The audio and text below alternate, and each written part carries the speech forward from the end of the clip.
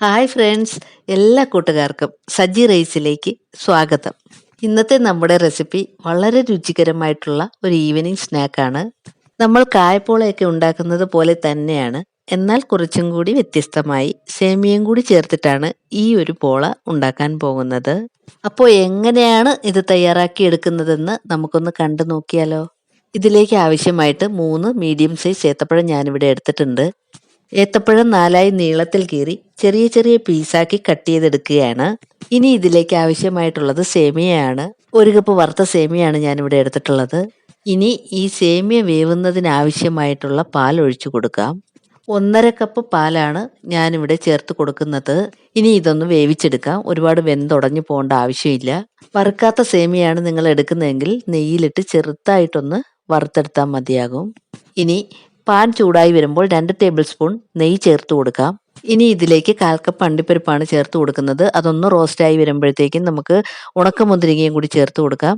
അണ്ടിപ്പരിപ്പും ഉണക്കമുന്തിരിയും റോസ്റ്റ് ചെയ്ത് കോരി മാറ്റിയ ശേഷം അതേ നെയ്യിൽ തന്നെ നമ്മൾ നേരത്തെ അരിഞ്ഞു വെച്ചിരുന്ന ഏത്തപ്പഴം ഇട്ടൊന്ന് വഴറ്റിയെടുക്കണം. ഏത്തപ്പഴം വെന്തുടഞ്ഞു പോവരുത്, ഒന്ന് വഴറ്റിയെടുത്താൽ മതിയാകും. ഈ ഒരു പരുവാകുമ്പോൾ നമുക്ക് സ്റ്റൗ ഓഫ് ചെയ്യാം. ഇനി 1/2 കപ്പ് പഞ്ചസാര മിക്സിയുടെ ചെറിയ ജാറിലേക്ക് ഇട്ട് കൊടുത്തിട്ട് 5 ഏലക്കയുടെ കുരുവും കൂടി ഇട്ട് നല്ലതുപോലെ പൊടിച്ചെടുക്കണം. പൊടിച്ചെടുത്ത പഞ്ചസാര മിക്സിയുടെ വലിയ ജാറിലേക്ക് ഞാൻ മാറ്റി കൊടുത്തിട്ടുണ്ട്. ഇനി ഇതിലേക്ക് 6 മുട്ടയാണ് ഞാൻ ചേർത്ത് കൊടുക്കുന്നത്.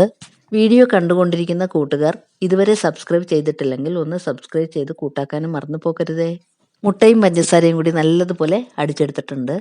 ഇനി നമ്മൾ നേരത്തെ വഴറ്റിയെടുത്ത ഏത്തപ്പഴത്തിലേക്ക് പാലിൽ വേവിച്ചെടുത്ത സേമിയ ചേർത്ത് കൊടുക്കുകയാണ്.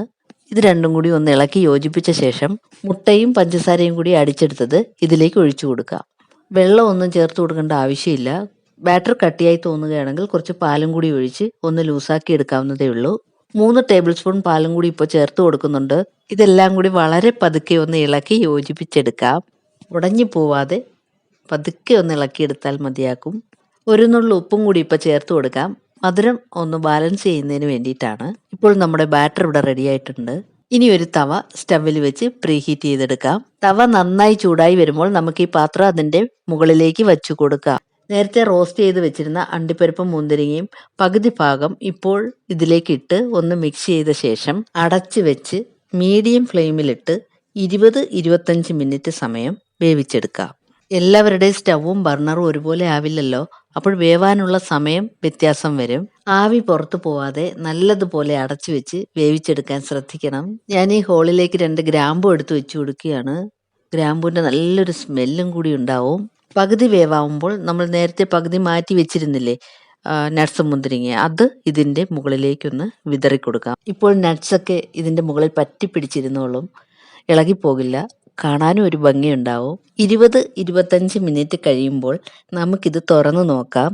ഒരു സ്റ്റിക്ക് അല്ലെങ്കിൽ ഫോർക്ക് ഉപയോഗിച്ച് ഇത് വെന്തോന്നൊന്ന് കുത്തി നോക്കാം. ഇപ്പോൾ നോക്കൂ, സ്റ്റിക്കിൽ ഒട്ടും പിടിക്കുന്നില്ല, നന്നായിട്ട് വെന്ത് കിട്ടിയിട്ടുണ്ട്. നമ്മുടെ ഏത്തപ്പഴം സേമിയ പോള ഇവിടെ റെഡി ആയിട്ടുണ്ട്. ഇനി ഇതൊന്ന് തണുക്കാനായിട്ട് മാറ്റി വെക്കാം. നല്ലതുപോലെ തണുത്തിട്ടുണ്ട്, സൈഡിൽ നിന്നെല്ലാം നല്ലതുപോലെ വിട്ട് വന്നിട്ടുണ്ട്. ഇനി ഇത് നമുക്ക് ഇളക്കിയെടുക്കാം. ഇതുപോലെ ഒരു പ്ലേറ്റ് മുകളിലേക്ക് വെച്ച് കൊടുത്തിട്ട് പതുക്കെ തിരിച്ചിടാം. വീഡിയോ ഇഷ്ടമാവുകയാണെങ്കിൽ ലൈക്ക് ചെയ്ത് ഷെയർ ചെയ്ത് സപ്പോർട്ട് ചെയ്യാൻ മറക്കരുതേ. മറിച്ചിട്ട ശേഷം പാത്രത്തിൽ ഇതുപോലെ പതുക്കെ ഒന്ന് തട്ടിക്കൊടുത്താൽ അതിൽ ഒട്ടും ഒട്ടിപ്പിടിക്കാതെ ഇളകി വരും.